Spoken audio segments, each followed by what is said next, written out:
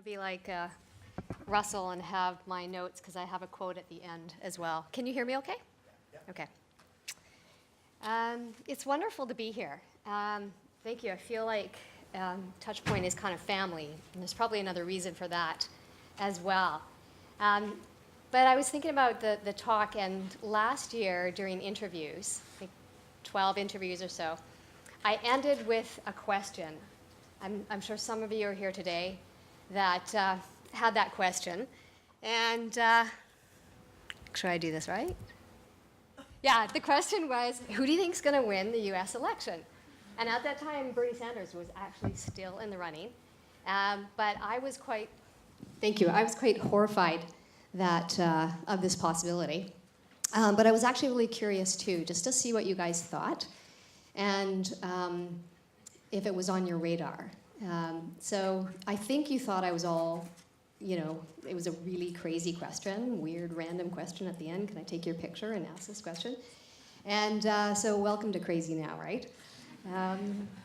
And by the way, none of you guessed it right. So I'm going to talk today, like Russell said, I'm going to talk about business and design. I'm glad that Amy, thank you, took the Women in Design talk, because Russell asked me that one, and I said, well, there's no men in design talk, so I'm not sure what I would talk about. So she did a great job, and that was great background. So I'm going to talk about business and design and three things: strategy, meaning, and movements.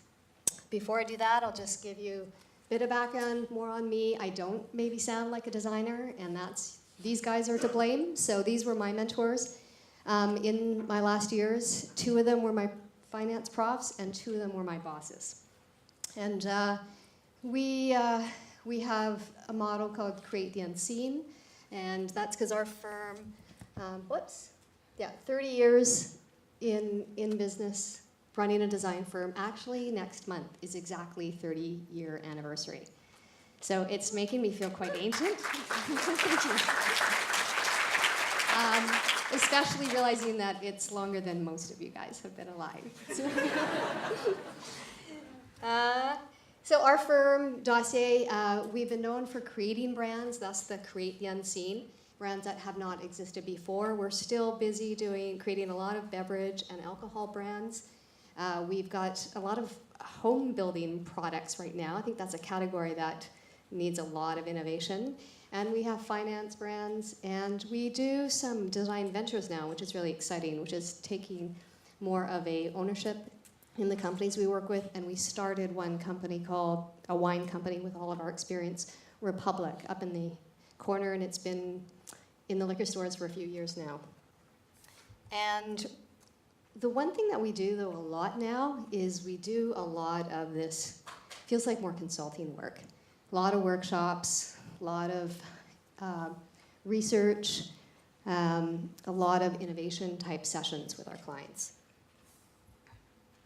And RailYard, like Russell mentioned, we've now had 21 interns go through RailYard, and that was a vision to bring business and design students together. And what I felt was that there were some really great things happening in the business schools, teaching design thinking, but they still didn't actually get to work alongside designers. And at the same time, design schools were not doing a very good job teaching business. And even if people wanted to take business courses, that was really difficult unless you had a dual major. So I had this idea to bring design and business students together and give them real-world projects with mentors and our process, and see what would happen. And it's been a great success. And my colleagues will be interviewing tomorrow, and I promise no weird questions because I won't be there. So the first thing, strategy. So strategy matters, and this is a huge, confusing topic. Strategy is confusing because there are so many different ways we use this word. You think design and innovation are confusing. There's just this endless meaning words and way we use strategic and strategy that becomes quite meaningless. If you boil it down to the actual definition, it's pretty simple. It's a plan of action designed to achieve a particular goal. That's not that helpful though, and that there is so much, we see so much bad strategy out there, that there's even books written, good strategy, bad strategy. And this particular author boils good strategy down to just a kernel, which I like that analogy, and a kernel of diagnosis, guiding principles, and then a plan of a coherent action. So, but strategy has been kind of at the core of our business, right from the get-go. And we have something called the DNA positioning, and part of that at the center is what makes a brand or a company different. And we spend a lot of time wrestling this with clients, and everything else that we do rings out from there. So whether that's then product design, whether it's packaging design, environment design, experience design, it all starts with this, why are you different? And this was just a really recent survey by PwC's strategies consultancy. Success in the high-tech industry goes not to those with first mover advantage, but those with the most distinct value proposition. And so, just that being said again, strategy matters in all realms, and especially in high tech. But still, that's still not very helpful, right? And so, to try to kind of have some takeaway here, good strategy starts with good strategic thinking. And there's no courses on good strategic thinking, but you will have employers, will be looking for good strategic thinkers, whether it's business or design. And HBR had one actually kind of good way of talking about how to build your strategic thinking. And there's a lot of actually bad articles out there, so if you do want to look it up, I'd encourage you, this one is not too bad. The first one is seek trends, and what I threw in, weak signals. And so designers are pretty good at that. That's, being observant and seeking and being aware of trends and things that are out there. The term weak signal scanning is out there, and you can look that up. That's quite interesting, to actually just not be aware of the big things on the horizon and are happening, but the voices that are coming up and that are quite weak at the time. And STEEP is an acronym for social, technological, economical, environmental, and political. Asking tough questions, that's another natural for designers. And so you shouldn't have any problem with that. There's all the 5 whys kind of tools. Sound strategic is kind of an interesting point that they make. And that they give an example of, in a performance review, you may get the feedback, you need to improve your strategic thinking. You need to be a big picture thinker. Well, that's still not kind of helpful. But sounding strategic is not that difficult, but it does take some conscious effort to actually kind of logically organize your thoughts, whether it's in writing or verbally, and be really succinct. And sometimes designers can be intimidated by the business side, but just a tip, business people can sound really unstrategic as well. And make time for thinking and embrace conflict as well. And one of the things we do, we've been doing this for about 10 years, is a tool called Foresight. It's online, you can take it, it's actually quite inexpensive. And it's an innovations thinking tool that tells you your preference for tackling innovation problem solving. And it's particularly helpful in a team. We do it with all of our new clients, all of our hires, and it itemizes, or the 4 dominant preferences are clarifying, ideating, developing, and implementing. And that's one way to start thinking about how you lean towards your thinking, and whether or not strategic thinking is going to become pretty easy for you, or whether or not you're going to have to actually have a conscious effort if you do want to build it. The second kind of area I want to talk about is meaning. And there's been quite a theme on a human theme and empathy, which is really encouraging here today. And I think my thinking on this meaning, that there's so much of people want to have a meaningful work, meaningful, doing something meaningful in the world, change the world. But my experience, or my thinking is more from my experience. And I want to tell you a story about the rail yard project. So a few years ago, I charged the rail yard team. Did I turn this off? Nope. I charged the rail yard team with how to bridge the differences between the 2 sides of the street in the downtown east side. We had on one side all the cool design firms and Herschel and Aritzia, and on the other side, all social housing. And a building was being built, and this was Dennis here.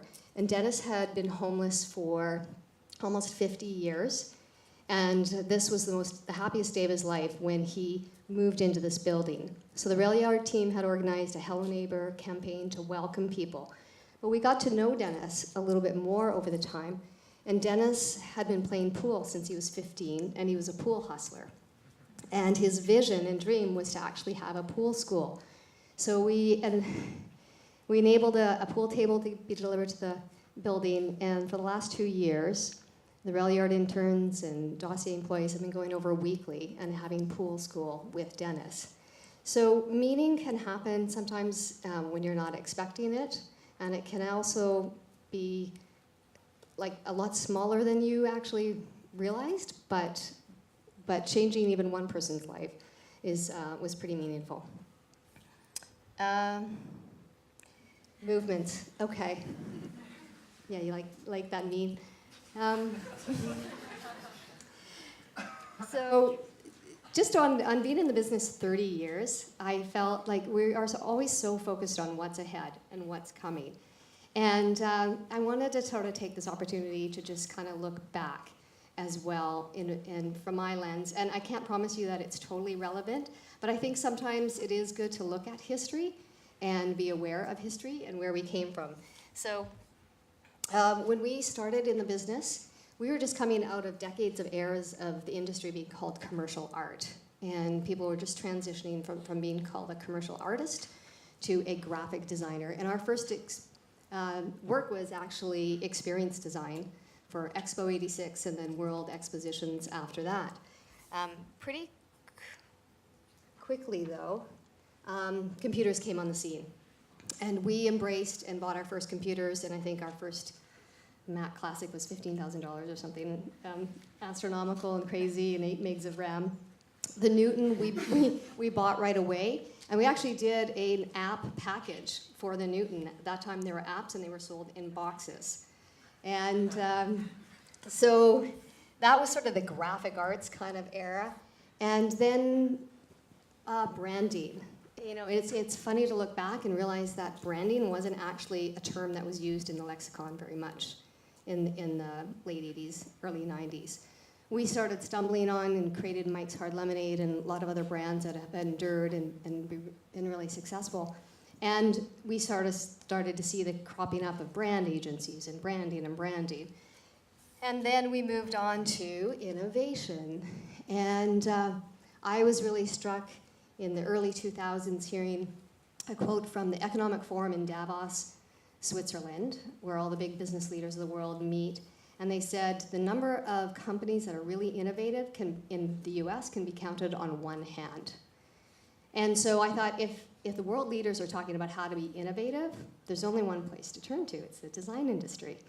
And so we actually had partnered with a creative professor and created a whole model called creative intelligence at that time.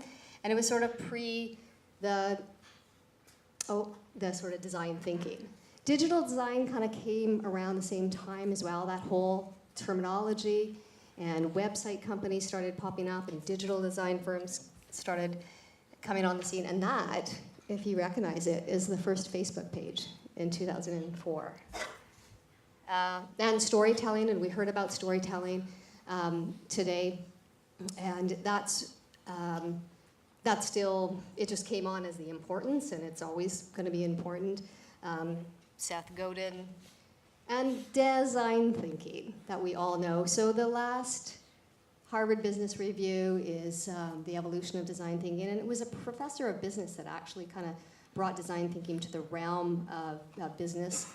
And I heard Roger Martin at a conference before design thinking was very popular. It was a design conference.